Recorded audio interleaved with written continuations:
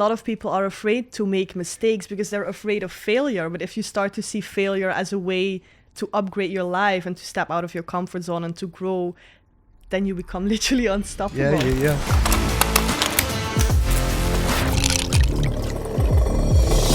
Are you ready?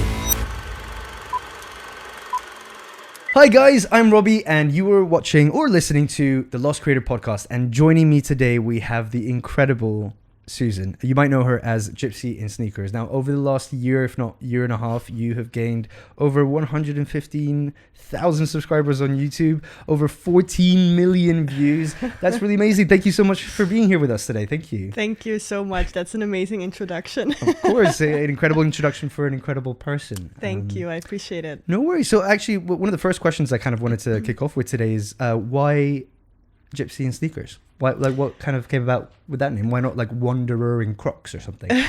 That's a very good question. It started actually, I saw someone that was called Traveler in Heels. Then I thought, that's a really nice name. I should make my own version of that. And then I thought Gypsy is someone who travels the world but finds also home in different places, you know? That's what I do. I travel the world, but I find home in different countries as well. Now my home is in Bali. It has been in Laos as well. So that's how Gypsy started. And then in Sneakers will always be my adventurous, wild side. Like, I'm not a heels person. I'm not a flip-flop person. I want to climb mountains. I want to do adventurous things. It's a great name that kind of encompasses exactly sort of who you are and what your ethos is for your channel. But I'd actually like to know a little bit more about your background. So like, take us back to how it kind of all started, when you decided to start content creation, you know, maybe even prior to that. Right, yeah. That is, I studied tourism management because I always knew I wanted to travel, but I had no idea what. So I thought if I study tourism, somehow I'll end up in the right place. And that is when it's really funny because a girl that I was studying with, she introduced me to Christian, who I started to follow when I was studying tourism management. And then I saw his travels, and then I saw all the other travel vloggers, bloggers. And that's when I started to thinking, like, that's the life that I also want. But it was so far away. I was really scared. I was a very small town girl. I'm from a very small town. It is already a big thing if you leave your own country, you know? So everyone was like, Susan, just calm down and just do this.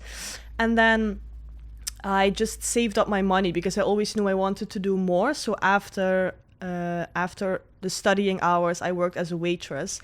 I was saving up, but I didn't even know where I was saving for. But I thought, this is my ticket to freedom. If I can save up this money, somehow I can buy myself freedom one day.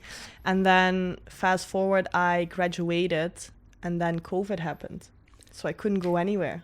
So you graduated from tourism and then COVID hit. Yes. Well, okay, so that was just a little bit of unfortunate timing. That was very unfortunate. I felt very defeated. I felt so down. And I was just so unhappy. And I saw a lot of people that I knew who were living in Bali. And I remember telling to my coworker, like, I just want to be in Bali and I don't know even what I want to do, but I want to take pictures. I want to be creative. I want to create a life for myself. And then she responded like, why are you not doing it? What's stopping you? And then I started to really think about it. And then I thought, yeah, well, it's COVID. The borders are closed. But she said there's a way to everything. So I started to invest in it. And that's when I found out that there was a way to get into Bali. And long story short, I bought my ticket and the rest is history. The rest is history. Well, I mean, hopefully not just history for your book, so we can kind of talk about it a little bit more. But very interesting as well. You worked as a waitress. So was this your waitress friend as well, who you were talking to, sort of saying? Yeah. I got to say, you know, kudos to you for working in that kind of area of hospitality, because it is not it's a tough one. It's a tough job. Yeah. And I would like to say I've worked as a waiter myself, and I got to say, I think some of the best people in the world have gone through that kind of the hardship of it humbles you. It really humbles you for sure. Yeah. No, that's really cool. And so I mean, you've obviously mentioned Christian. If you don't know, it's Mr. Christian LeBlanc from Lost LeBlanc, and kind of the reason why this all exists and why we're here. But you joined LCA as well, which is the Lost Creator Academy. Yep. At what sort of point in that step of you taking that next leap did you decide to join Lost Creator Academy? That was a really big step for me, because obviously it was back in the time a really big investment. So I thought about it for months and months. And then there was this one friend, and she did actually, it was Masa Travel. And I asked her. Shout out to Mazda Travels. Shout out to Mana because of her I'm doing this.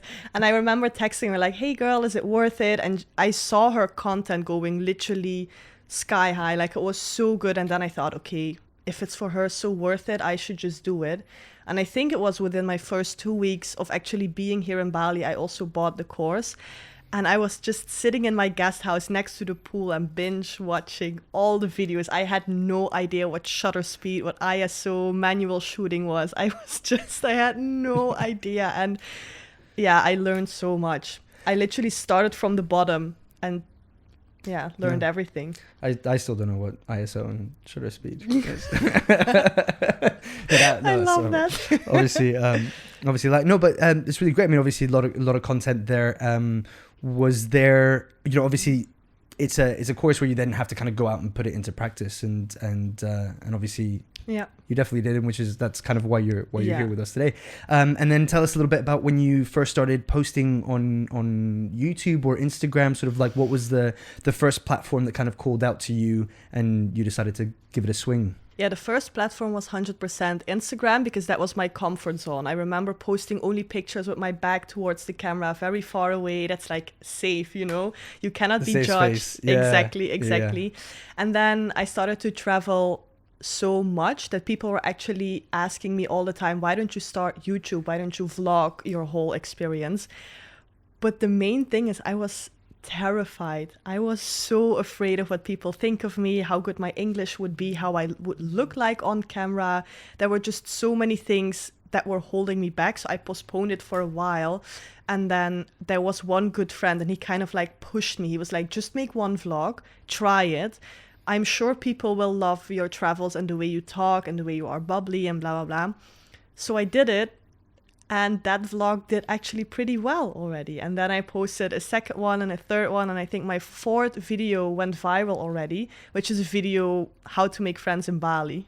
And it just did so well. And I think I got monetized within my fifth or sixth video. That's even. Insane. That's really, really insane. It just beyond all of my wildest dreams. It went so quick, and that's how it happened. Yeah. Everyone has fears, right? Like everyone has these fears, especially at the start of content creation. It's this kind of, it's definitely the self-conscious thing. That's always going to be the number one primary fear, is this idea that like, I'm scared. I don't know if I should just put something out. I don't know what people are going to think of me. I'm scared of it's not good enough. I don't like the way it looks. And it just goes to show the importance of just starting. Yeah. That's just like exactly. the best place to start is just by posting and not worrying about being perfect immediately and just letting the rest kind of come along the way. That's for me the biggest lesson. You just have to start because there will never be a perfect time. That was for me so crucial because I was always afraid, like, my English is not good. I don't look well enough in front of a camera. I don't have the right camera. But when I just started, you literally make mistakes, you learn again, you make mistakes, you learn again. And only by making those mistakes, you can grow. Yeah. I mean, you have to make the mistakes. You have to. 100%. Without the mistakes, you can't grow. You can't develop. Like it's what mistake maketh man. Not common saying. Exactly. Yeah. And the thing is, a lot of people are afraid to make mistakes because they're afraid of failure. But if you start to see failure as a way to upgrade your life and to step out of your comfort zone and to grow, then you become literally unstoppable. Yeah. That's so cool. That's really cool. And obviously your content that you were making, especially around that time when you were first starting out, was very much Bali related. So you had a lot of like Bali content, and that obviously led to maybe potentially like a bigger interest within the Bali market of the consumption side. So I'd like to know a little bit more about tell me a little bit about how the audience side of things within your channel has kind of developed or grown. Or it developed a lot. It was very interesting because I started indeed with really Bali content. And then I had a few videos where I started to try local Balinese food or local Indonesian food, because I'm really an authentic kind of traveler. Like, I really want to show people the real side of Bali, the real side of Indonesia. And then I thought food is the perfect way to do this, because I know Indonesians are very proud of their food. So in the beginning of my YouTube career, I had a lot of Indonesian based followers, and they are amazing because they're so dedicated. The engagement is really well. And then because my YouTube were popping off a lot, I got a lot of questions like, what's the best place to stay in Canggu? Are there good restaurants? So then I started to make like tips for in Bali, and that's when my Western audience came. So it's now a perfect combination of the really good engaged Indonesian followers, but also the Western followers who are obviously good for later on collaborations and for paid promotions. Definitely. Have you always been quite a foodie? You've always loved. Oh, yes. Yes. Yeah. What about drinky? Do you enjoy having a drink? Actually, would you like a drink? Because we've got a couple of drinks to offer. I think we have some whiskey, some vodka. God. If not, there's just sparkling water, some normal water. I'll definitely take a whiskey. I think it's 5 p.m. somewhere, right? would you like a drink? So funny. Yeah, I would like a drink. What would you like to drink? What can we get you? Just water, actually. Just water, sparkling, normal. Normal water, please. Okay, wonderful. So in relation, obviously, to your market being mainly Indonesian, and obviously this is something that you're kind of doing a lot more full time now. I'd be a little bit interested in kind of learning a little bit more about your different revenue streams, and obviously, like, generally speaking, as we know on YouTube as a platform, especially when you have different audiences in different regions, your CPM can vary, and it can obviously affect that kind of level of income making. But what was your sort of experience with this, and how can we sort of how did you sort of branch out to be able to kind of make this a full-time thing? Obviously, when I started to do it, I was still living off my savings, which was very scary because every month you see it deduct a lot. But I knew I had this dream, and then so many people were telling me like consistency is key. So you need to keep on going. And there were so many months where I was thinking, okay, there's not any money coming in. I'm working literally 7 days a week, 12 hours long, and there's no money coming in, and this is insane. And then I started to hire an editor, actually, while I didn't even had income, but I was already spending so much money a month.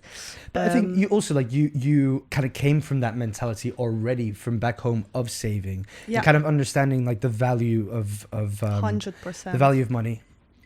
Thank you, appreciate that. I believe we've got a water coming up for you. Thank you, Ryan. Cheers, by the way. Cheers. Although it's technically bad luck to cheers with water, but we'll let it slide. Okay. But no, you kind of came from this this background of understanding the value of the dollar, understanding the value of like every penny counts. And so even when you are living off of your savings, I think having that discipline it's so important. Is so important. Yeah. And being able to make the right choices, being able to set that money aside, that understanding that you're never going to put yourself in a position where you're going to be out of a bed, out of food, exactly. whatever. And that is 100% so important, because I had a lot of friends who were actually running out of money, and they were still doing massages every day. They were going out to fancy restaurants, and I lived for a year as if I didn't have any money. So I lived in the most cheap guest houses. I was only eating local food. I remember there was someone who wanted to go out with dinner with me, and I was like, no, sorry, I'm only eating local food. I need to save my money. So long story short, I lived very cheap. I wasn't spending anything, only on my business, things that really matter. So I invested in a videographer very early already, and in an editor, and then I got to start monetize, but it was obviously not enough to cover my costs, but that grew pretty quick. So I'm really lucky with that. And in terms of sort of then obviously building that, growing that, and having sort of other revenue streams, I believe, if I'm not mistaken, you recently did a Q&A video as having sort of hit that 100k subscribers. Is that right? Yeah, sure. So in that video, you discussed having sort of other online products, and obviously you do have your villa now, which is going to become another sort of income source there. So obviously first of all, massive congratulations on that, Thank because you that is so a much. huge, Thank you. huge accomplishment. Because it's not just one; it's Two it's villas. 2 villas. I mean, round of applause, guys. I can hear them from home.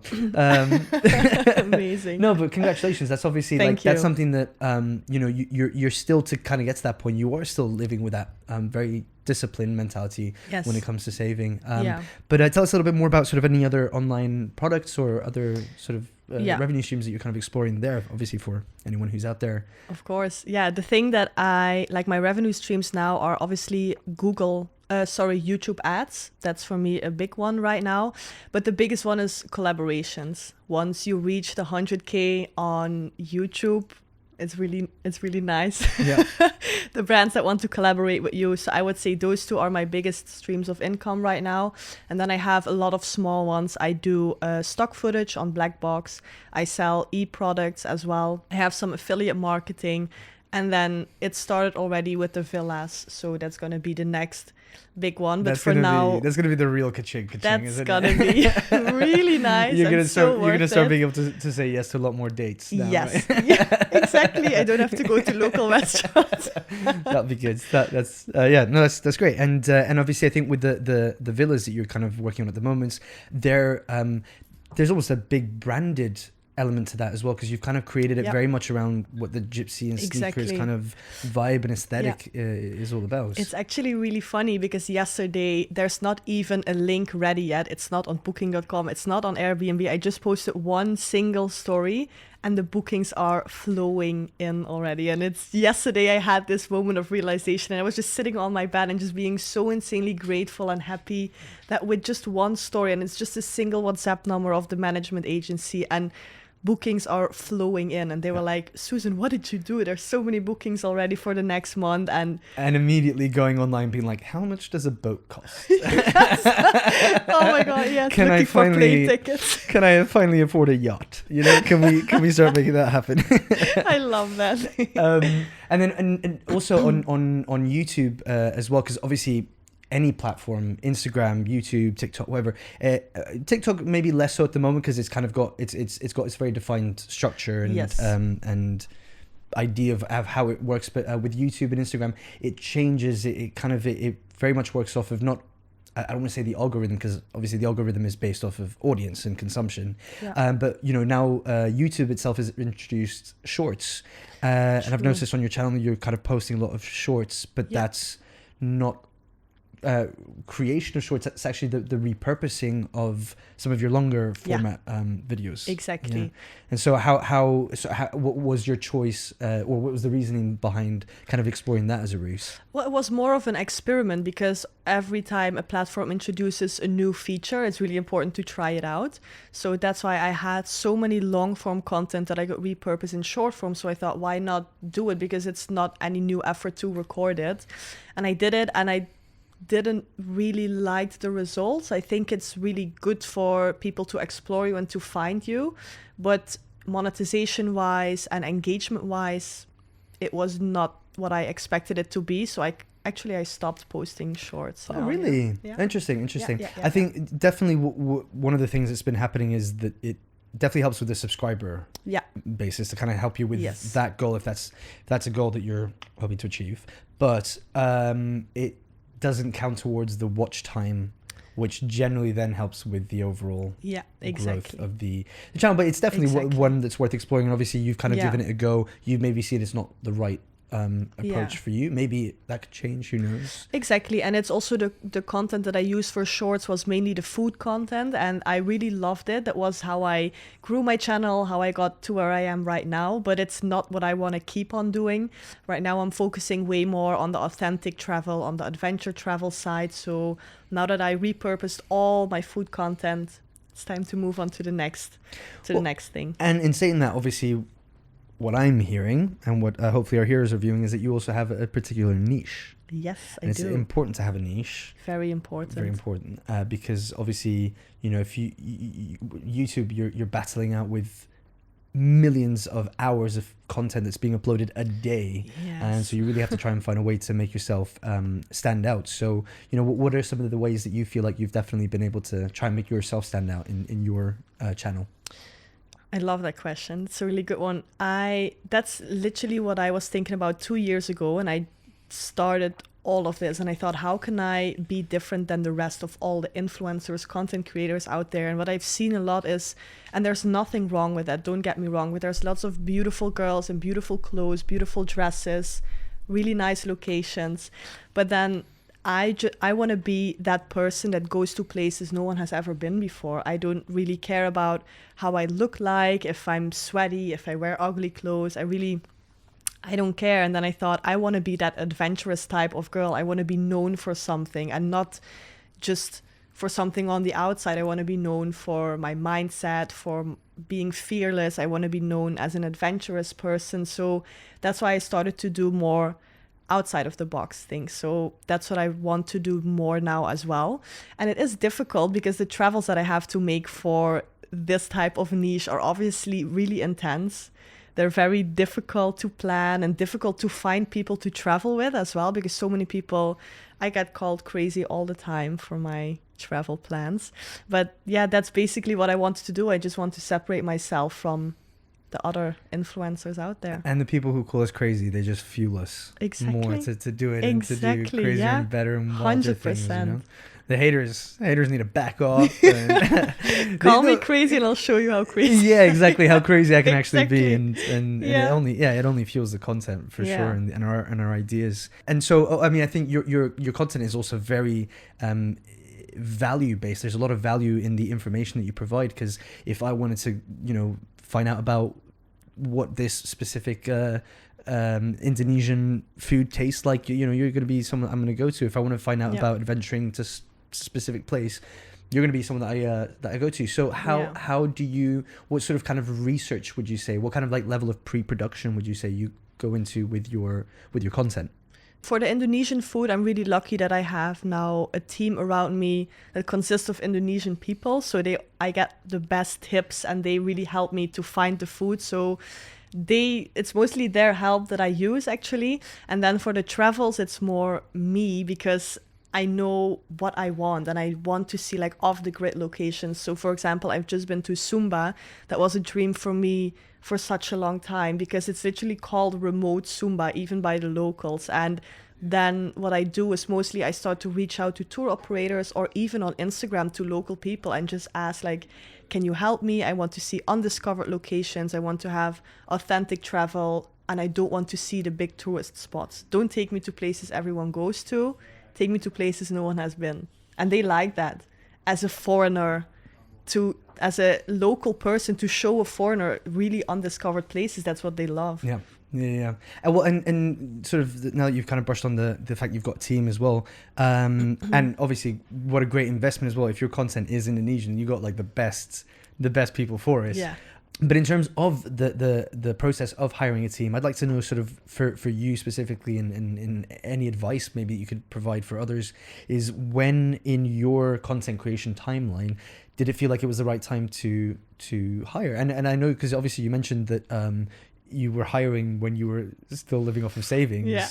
But obviously there's a choice there, and how you can make it work. So I'd love to know a little bit more about that.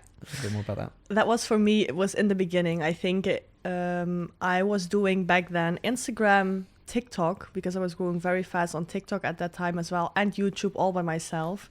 And I really wanted to make it work, because I can be very determined. If I want to have something, I'm going to go for it. So I was working so hard. And I remember one friend looking me in the eyes and he was saying like, Susan, you look horrible. You look so tired. You look drained. You look burned out. Great friend. Literally. I was like, okay. And I really took his words and advice, and I was like, I am tired, because I was working from 8 a.m. in the morning until 10 p.m. every single day, Saturdays, Sundays. And I remember thinking, I cannot do this anymore longer, because I wasn't having fun anymore.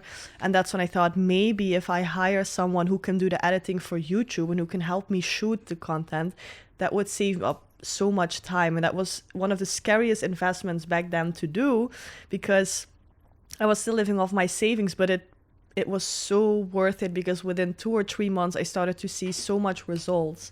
So for me, it was 100% worth it. And after that, I got a second editor and I got translators as well, and also a personal assistant. But it's like you feel when it's the right time. Damn, Susan's got an empire. Susan's got an empire right now. Round of applause. No, that's amazing. Thank you. That's really, really cool. Thank and you. Well, I mean, obviously, it's an investment. It's something that you definitely have to probably look into as you start to grow, because it's got to be sustainable. You've got to be able to like keep it 100%. up and be still have an element of like doing the little things that keep you being you, because you're sharing a lot of your life, but you got to be able to like have a bath every once in a while, so you gotta have those moments that allow you to recalibrate. And I think kind of bringing team members on board will allow you to do that. It's just about finding the kind of the right time, and the right team members as well, because you need to make sure that it's still you, the content stays true to who you are and what you want to look like and be like, and all the rest of it. And so did you kind of go through any sort of trial phases with team members? What was the experience there on the hiring process? It's a really funny experience, because that one friend that told me that I looked so he was hiring new team members actually, and he told me, Susan, we are hiring new team members for our team. If you want, you can join, you can see if you like someone, and then you can maybe start to work with them. And there was one guy that really stood out for me, and I saw how talented he was, and I saw the pictures that he made, and I was like, I would really love to work with him. And that's when we start our trial month, and things really didn't go well. It was horrible. Like working together, the mistakes have got to be made. Exactly. Right? As we were saying, we made all the mistakes in the books. It was horrible. We went together to Nusa Penida. I was too afraid. I was like, can you maybe take a picture of me? I was so terrified to ask him for something, and he was terrified to like do things without my permission. He was even afraid to hold my camera. So that really didn't turn out good as well. But it was trial and error, and I stick with him. We stick together, and right now I couldn't think of a better videographer, photographer, editor to have by my side, because essentially we don't even need to communicate anymore. We come to a place and he knows what he needs to do, I know what I need to do, and it's seamless. It's symbiotic relationship. Yes. Yeah, exactly. No, awesome. And I mean, I think like a lot of what I've been taken away from this conversation as well is you've got perseverance, you're disciplined, you have determination, you have an understanding of where you want to go, what you want to do. And so I'd like to know, because I if I'm not mistaken, you do have a few sort of tattoos here and there that kind of really express that for you, and having that kind of like personally ingrained on yourself as a constant reminder. So I'd love to know a little bit more about any of these like very special tattoos that you might have, and feel free to share them with a camera over there. Good as well. question. I'm just looking. I think my number one most important one is this one on my wrist. It says time, and it's there to remind me that we're so short here, that like time is passing by and you really need to spend it wisely, because like I was saying, I was working so much, I forgot to sometimes enjoy the moment. And I really want to make everything of this life. I want to be happy all the time. I want to live my dreams. I want to create something beautiful. I want to have a purpose. And this reminds me of that all the time. All the time, all the time. Or being able to look back and know that the mistakes that were made were lessons taught, and that we should never live life with regrets. We should never feel We should never feel shame for anything. We should understand that these are all the building blocks that make us who we are. And they're the steps that take us in the direction of what does really truly make us happy, right? Like happiness is the real key at the end of all of this. It really is. And it makes me so happy to look back at literally all the mistakes that I did, and coming to Bali all by myself and being so afraid, and just thinking I want to make more of life than just work from 9 to 5. And that's also what time represents. Like the time that I have on this planet, I want to spend doing things that I love and like sharing that with other people. And looking back and seeing all the mistakes and how much I grew and learned, that makes me genuinely so happy, because it was time well spent. Literally, I grew so much, and I love it. That's beautiful. Beautiful story. Yeah. Any other ones there you want to share that you think have a good... I have a lot of them. I have this one as well, which I really like. It stands basically for freedom. I just want to fly as a bird. It's the eagle, so it's like the biggest bird in its kind, which I also kind of like want to represent, that you can start very small, but you can grow out very big. And that's what I'm still trying to chase. And it's just like freedom is for me the most important thing, which also means svatantra. And I just want to live wild and free. Wild and free? Yeah. In sneakers. Wild Like and a free in gypsy. sneakers. I love that. No, that's Yeah. awesome. That's awesome. And have you learned any Bahasa during your time here? Yes. Would you say you're quite proficient in it? No, No. not professional, but I do have to say I understand a lot. So if my team would talk behind my back, I'll be like, I know what you're saying. That's good. That's yes, good. yes. And that kind of came with spending a lot of time here, or have you 100%. taken lessons as well? I took lessons, but I'm a terrible student. I don't do my homework. If I have to do something, I'm like, I don't want to do it. So I did that for I think a few months, and then I quit. And now I do Duolingo as well. And with the villas, all the workers are Indonesian. So I didn't have a choice. I had to talk with them in Indonesian. Throwing yourself in the deep end and learning how to swim on the job, Yeah, right? yeah. That's Well, how I mean, we you do say it. you're a terrible student. However, I mean, okay, and also I don't want to make people believe that if you are an LCA family member that you're a student, because you're not. But there's obviously a learning process there, and evidently you must be a very good student in that regard, because Yeah. you're here with us today. And 100%. If I really want something, then I'm the best student ever. No and doubt about it. And you're absolutely making waves. I think this is a question that you probably must get asked a lot. But obviously here on the Lost Creator podcast, we want to know is what are the sort of like the next goals, the next steps for you? I love that question. That is a really good one. My next goals are now to live completely location independent, which I had already a little bit, but I'm so based in Bali and in Indonesia. I want to see way more of the world and way more remote parts. So my next big step is there's actually going to be a third villa that I want to invest in. So it's going to be a little bit more time, but that's really what I want to do. And then I'm only going to focus on my YouTube channel because that's my passion. I want to show the remote parts of the whole world. Branch out there and make sure you carry an extra pair of trainers or sneakers. Yes. Sneakers. Yeah. For our British friends. That's amazing. Awesome. So I do want to wrap things up here a little bit, but obviously before we go, we've prepared a little game for you if you're interested in taking part. Yeah, sure. Awesome. And well, I mean, basically you are based off of your content, or we would like to believe that you are pretty much a big expert on Indonesia. And so we wanted to put a little bit of your knowledge to the test here with a bit of Bali Trivia. Okay. Do you think you're ready to handle it? I don't know, a bit nervous now. We'll check it out. I mean, like, basically, this is your chance to prove to everyone watching at home, everyone listening, that you are indeed the true expert on Indonesia, and that we should be coming to your YouTube channel for the content. All right. Are you ready? Yes, I am. Phenomenal. So it's time for Bali Trivia. We've got a huge budget for jingles.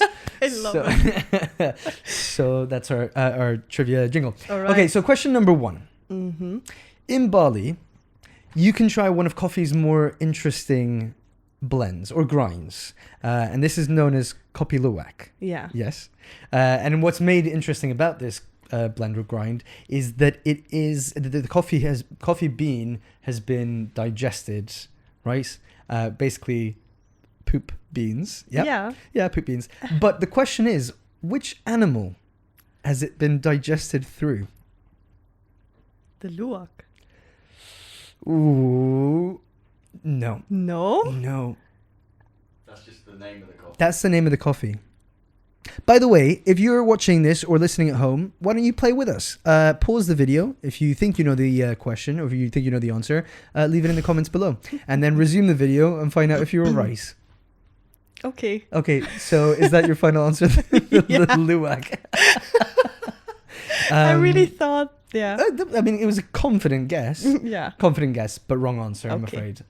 So the animal that it goes through is called the Asian palm civet. Wow. Kind of looks like a little bit like a cat, but also like a bit like some sort of ferret, beaver kind of animal. Okay, good job though. This one, Thank you. I feel this one. I'm feeling confident that I think you might get this one right. So All right, here we go. let's see. Question number 2. Garuda Indonesia is one of the more popular airlines in Indonesia, but what does Garuda mean? Bird. Very close. What type of bird? That I don't know. Well, A big bird. a big bird. It is a Very big bird. big It is a bird. big bird, yes. I can give you a hint. You have it tattooed on your Eagle. body. Yes. Eagle? It is an eagle. Oh, Yes. wow. Yes, correct. Okay. It is an eagle. Did you get that one right, guys? Leave a comment down below. Okay, number 3. Okay. I mean, this one, come on. I'm gonna, come on. Okay. See. Okay. I feel like I'm No saying pressure too much here. without saying anything at all. In one of your YouTube series, you walked 160 kilometers from west. You walked 160 kilometers from west to east Bali, starting in Gilimanuk. Mm-hmm. But what regency is Gilimanuk in? Yeah. I don't know. Yeah, West Bali. Benjangan Regency. What did you say? Benjangan Oh, Regency. That's a little bit too far west, I think. No, Menjangan? Menjangan is deer. A little bit closer. Do you know your regencies? No. Evidently, the best person to go to on YouTube for Indonesian content. Okay, so... I'm pretty sure you made a map animation of it actually in your first video. Oh. You can see the Gilimanuk is in. supposedly there's a map animation Did in one of I? the videos, yeah. Yeah, but regencies. Who knows regencies in Bali? Well, in theory, the expert on YouTube of Indonesian content should. So the right answer, for anyone who's wondering, and maybe you've got this right at home, is Gembrana. Gembrana. Okay. Yeah, it rings a bell. Does that ring a bell? Yeah. Okay. Okay. Question. No, we're not done yet. Oh, okay. Sorry. Okay. Your YouTube channel has blown in popularity due to the trying of different Indonesian foods Yes. for the first time. So we're going to put your Indonesian food knowledge to the test. And if you don't know, have a guess. Okay. So what are the following dishes? Mm-hmm. Uratan. Can you say it again? Uratan. Spicy noodles. Close. It's actually pig intestine sausage. See, that's why I don't know it. I don't Mm. eat pig. You don't eat pork. No. Okay. Understandable. But maybe you might have heard of it on the streets. Okay. Did you get that one right at home? Leave a comment down below. Okay, the next one is keripik, usus, ayam. I feel like one of these words you probably Yeah, know. ayam chicken. Ayam is chicken. That's obviously. correct. Yeah. Usus, you said? Usus and keripik. Keripik was the first word. Keripik, usus, ayam. I don't. Keripik means traditional Indonesian biscuit, like a Okay. chips. Yeah. Yeah. It's chicken biscuit with some kind of sauce or so. Again, so close.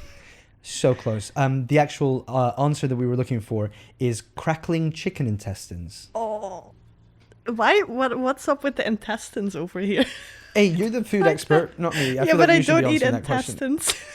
They can be okay. It's a Okay. delicacy. Next time if we do it, I'll invite you. Perfect. We'll try intestines together. Okay. The very last one of the food Mm-hmm. Okay. test here is lawak nyaman.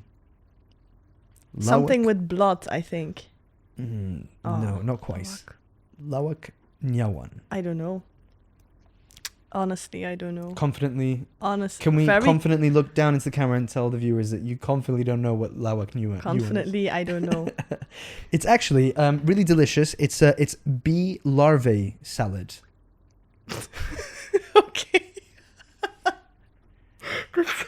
So once we wrap this up, we're gonna go Okay. have some lawak nyawan together. All right. And maybe add some uratan on the side. Oh God. Yeah, I mean, come on, you're the expert. Yeah. Have you actually tried? Is there any what was probably been the most outrageous? Sorry, what's the most in the Western mindset, outrageous food you've tried? I've tried a few. I've tried a few interesting things on my travels. So Yeah, yeah. I think I didn't try any intestines or some kind, but I tried pig blood one time. But I think for me, what was the most uncomfortable thing, like I don't eat pork anyway, but we were at a local ceremony and the pork was just slaughtered. We saw it being killed and then it was like roasted and they were chopping it right in front of us and they served it to us as like babi guling and they were like, it's still hot because it was alive 1 hour ago. And that was for me, like, eating that just felt wrong in any way. And I think that was for me the most uncomfortable thing. Blood. Yeah, You drank it or ate it? ate it. Oh, it had been... in some kind of like, I think it was also one intestine, but I didn't really know and I didn't want it to know. But just like a dish where they mix blood with like vegetables as well. Oh. So actually, I tried goat's blood, but wow. I drank it directly from the neck of the You goat. did? Yeah. How was roll clip, that? roll clip. This is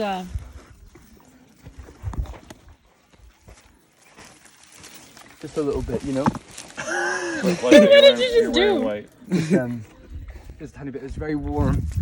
It was interesting. I mean, like, look, at the end of the day, when you cut your finger and you put your finger in your mouth, it tastes like iron. Yeah, right? okay. Yeah, it's not yeah. like crazy, but it is because the goat had just been sacrificed, Wow. and you're putting your face into what is essentially like there's just a lot of heat, Yeah. a lot of heat coming off the animal because it's basically just Yeah. been killed.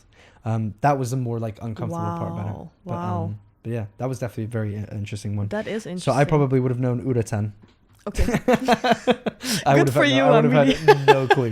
No clue. Okay, and then this is the last one. Now, again, I feel like, having, being from the Netherlands originally, Mhm. you should have a bit of an upper hand on this one. But this one, we're testing you a little bit on your knowledge of the history of Bali.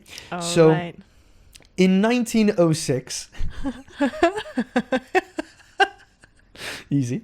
In 1906, the Dutch army decided to counter a Balinese revolt. To quickly reach Denpasar, on which beach did the Dutch land on to counter this revolt? Come on, you're Dutch. You should know this one. Have a guess. So they reached quickly Denpasar, you say? Well, they wanted to quickly reach Denpasar. So on which beach did they land on to quickly get there? This is Susan's redemption question, because so far it's not been the greatest track record on the trivia. Oh my god. No, it's been a terrible interview. I feel so bad. No. The interview has been phenomenal. The trivia, on the other hand, has just been a little bit... Which beach? I mean, granted, we've really put you to the test here. Yeah, It's it hard cannot be. questions. It cannot be Uluwatu or a beach in Canggu. So it would be on the maybe Ahmad Beach, No, not quite. Sanua. Final answer? Sanua. Yes, Yes. but that's my final answer, by the way. I know. Right? Correct? Yes. Okay, and the redemption has been made. Susan is definitely the best person to go to if you want to know about Indonesia, Indonesian God. culture, Indonesian food. And on that note, Susan, I just want to say a massive thank you for being here with us today. And Thank you so much. And you've added obviously so much value to this conversation. And I really hope to obviously catch up soon. And hopefully once you're back from all of your travels that are upcoming, we'll be able to have another catch up, maybe bring you back on board. Of course, I would be more than happy. Amazing. Thank you so much once again for being here. Thank you for having me. No worries. And yeah, we'll see you all next week. And have a lovely evening or day or wherever in the world you are. Have a drink with me.